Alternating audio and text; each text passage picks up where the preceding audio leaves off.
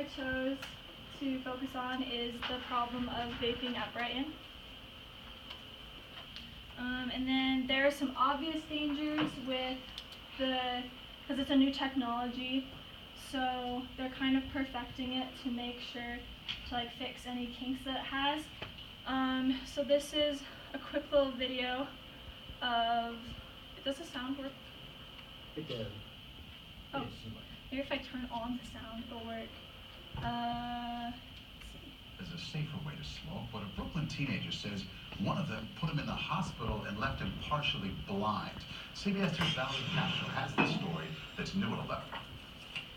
After 5 days of recovery in a hospital bed, this 14-year-old boy is left with permanent injuries after his attorney says he was maimed and blinded by an exploding e-cigarette or vape pen.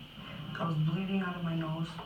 14-year-old Lior Domatov says he was at the Kings Plaza shopping center in Brooklyn with friends when they approached this kiosk called Plaza Vapes. The guy was showing me different products of the vaporizers, and when he gave it to me to hold, it exploded in my hands and my face. Domatov now wears sunglasses after the explosion sent shrapnel flying into his eyes. And then, so one of the problems is that it has, the e-cigarettes have nicotine in it, which is a highly addictive chemical. So it can increase the heart rate. It can make it harder for kids to concentrate. And then it can suppress the immune system because the body's in like hyperdrive because like the increased adrenaline and heart rate. So it can make the body more susceptible to illness that will last longer. I just put that in there because nicotine can have damaging effects on your body. It won't set you on fire, but and then why is this a problem?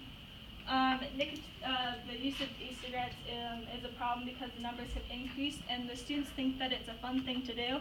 And they're like, oh, it's fine, I can just do it with my friends and they'll all be cool.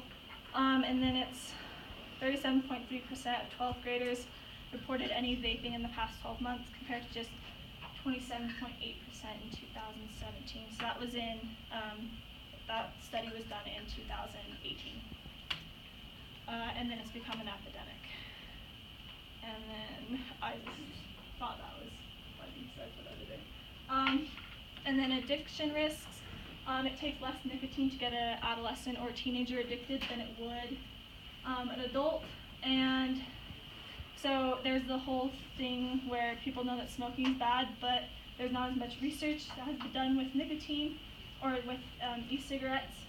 But like the tobacco companies have created it to try and get like a younger generation hooked because if they start it younger, it's been shown that they'll have there'll be a higher probability of them smoking later in the future. And then the statistics, current cigarette use went from 18% to 21%, and then 1% to 5%. So it's getting the middle schoolers to. And then these are some examples of the devices that they have available on the market. And then some positives to the current policy are that there's been 81 students caught this year. The numbers have decreased from 3 to 4 to 1 to 2 a day. And that's because the administrators and hall monitors are being diligent in like checking the bathrooms and checking between classes for kids who are vaping. And then this is a small portion of the devices that were confiscated. It's probably about a third or a fourth of the devices they have in the office of different things that have been confiscated at Brighton. And then this was a display put together for an anti-vaping night on April 25th.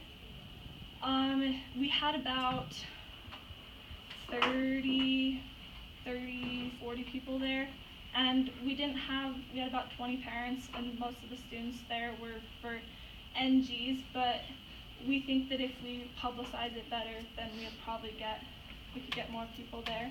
And then the solution is stricter consequences such as raising the fee from $25 to $50 suspending the students for 1 to 2 days following the offense, confiscation of their device, and then the $300 would be used.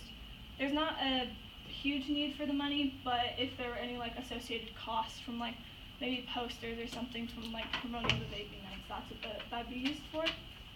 And then a table of parent-teacher conference for question and answer if the parents have questions. And then possible vaping information nights throughout the year. And then why we should fix it, it's the health risks that just with any addictive substance, it could affect their body in the future. And then, yeah, the use of nicotine can become a lifelong habit.